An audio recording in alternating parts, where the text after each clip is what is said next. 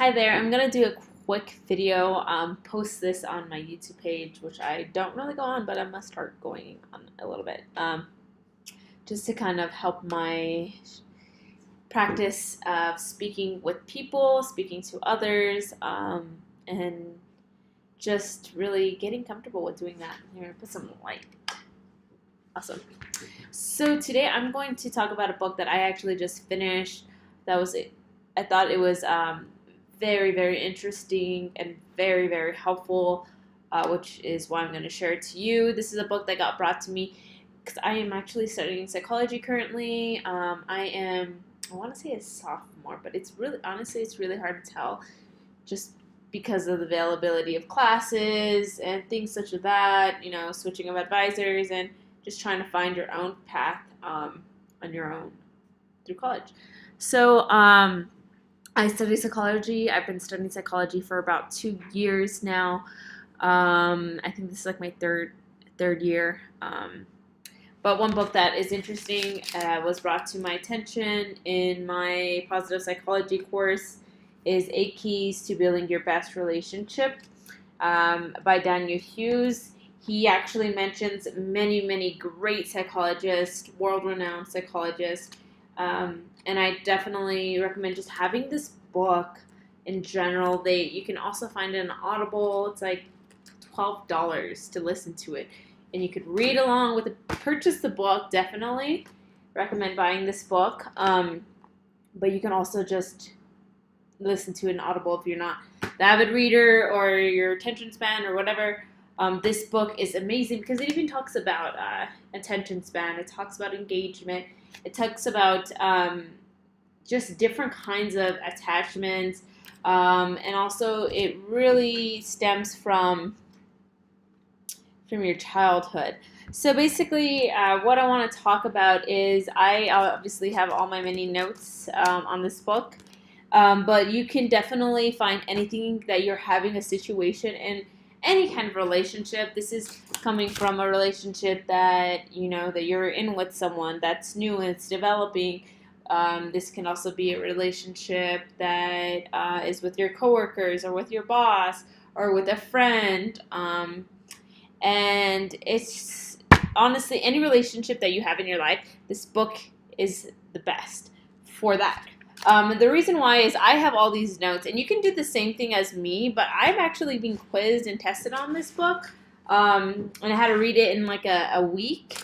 So obviously I kind of had to reread some segments to really acknowledge what was going on and what it was saying, but I also had Audible read some of it to me as I read along, and literally everything I did while listening to this book.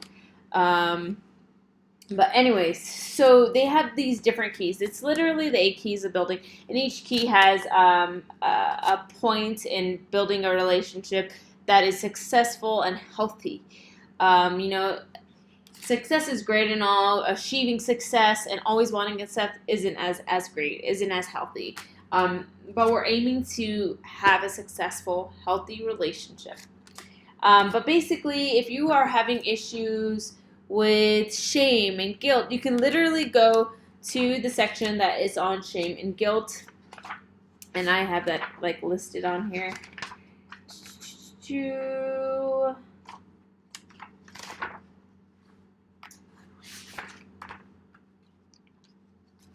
Literally so many different. Where are you? Oh, here we are. So shame and guilt. So you can literally look at shame and guilt. If there's something that you feel ashamed of doing, something like, you felt really tired and you didn't want to put your clothes inside the laundry basket. This is just a total example. And, your significant other, the person you're dating comes up and is like, that's really disgusting that you put, says any kind of comment, hey, do you mind putting your clothes in the dryer? And you feel like a sense of shame. You can go to this book, and it talks about what is the moment that led to the shame. Like, maybe you could have addressed that conversation instead of getting mad at that individual for noticing that. You could be like, I was a little tired. I don't feel tired now. I might as well go and pick it up. put it where it goes. Or do you mind doing that for me? I was just tired and just kind of, instead it's like really identifying. And then if you feel shameful for it later on and it still persists, it's all about having a sense of awareness. And that's actually one of the building blocks in the beginning, is talking about awareness of attachment, safety, and all of that. Because if you don't feel safe or secure in your relationship, you're definitely not going to grow, and it's definitely not going to go anywhere further than, I can't go further in a relationship if I don't feel safe in this relationship. So you just always have to think of those. If you don't feel safe in a relationship, if you don't feel accepted, you're definitely not going to feel safe. So if you're in a relationship and you feel like there's things that you do and you're not getting constant, like you feel like you're not getting accepted, that might be just something that you might want to speak to your other person in this relationship with about. But onward to this book. So it talks about attachment, it talks about shame and guilt, it talks about handling situation, handling defensive people, noticing when you're defensive. And then they also have this really cool segment that I thought was really easy to learn. But it's called promote social engagement. Sometimes people have a lot of issues being engaged, and sometimes I do, honestly. I feel like sometimes I get really awkward when people are extremely nice to me. And it's probably because when I was little, like, there's people who are assholes to me, and sometimes I feel like off guard when people are just generally really nice. But I do notice that, and it's something that I'm like, just be nice along. Even if it's like a half-assed nice, and you can tell that they're just like, take it for what it is, Anyways, so pace. Pace is basically playfulness, acceptance, and then curiosity, and then empathy. And pace is to be able to promote social engagement system. In this book, it kind of gives different examples of being playful, showing acceptance, being curious about the relationship and yourself, and then also having empathy and understanding for others. Because if you have no empathy for others, you're definitely not going to be able to gauge them or be social with them. And so basically all these keys are just so amazing. I can just go over the keys real quick with you all. But key one is learn why attachment matters. And that's super important because we all get attached. We all have chemical balances that release a chemical to get attached to our partners, to get attached to people, and that's how we build our relationships, and that's how humans kind of grew in civilization. So it's really important to understand attachments. Key two, know your autobiography and be willing to rewrite it. What kind of person are you? Do you ever sit down and journal about what your thoughts are, how you felt that day? Do you journal at all? Do you know how you are where you are today? Do you reflect on that? Do you ponder on that? Basically, that's what key two is all about.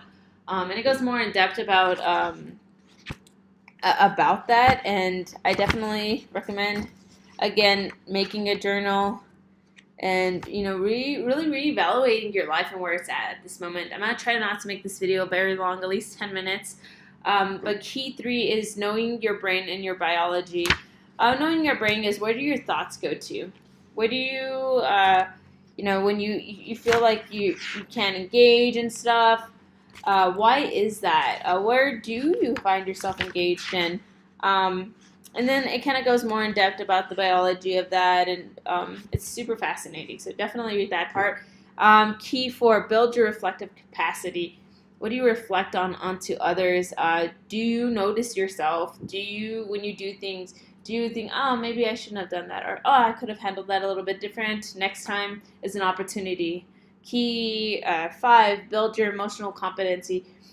Be competent with your emotions. Don't go overboard with your anger. Don't go overboard with your sadness. Don't go overboard with your happiness, your love. Have a competent, have emotional competency in the feelings that you are feeling. And key six, master effective communication. It's just that. Be effective in your communication. Don't give the cold shoulder. Think such that. And if you are in that moment, maybe all you have to do is just be like, I don't really feel like talking at this moment. Maybe list why you don't, or explain why you don't. Key 7, tinker and repair. How do you rebuild a relationship? How do you rebuild an interaction that didn't go so well? How do you rebuild that?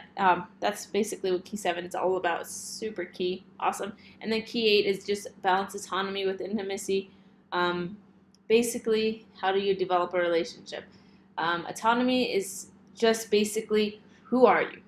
What do you like doing? What do you like being?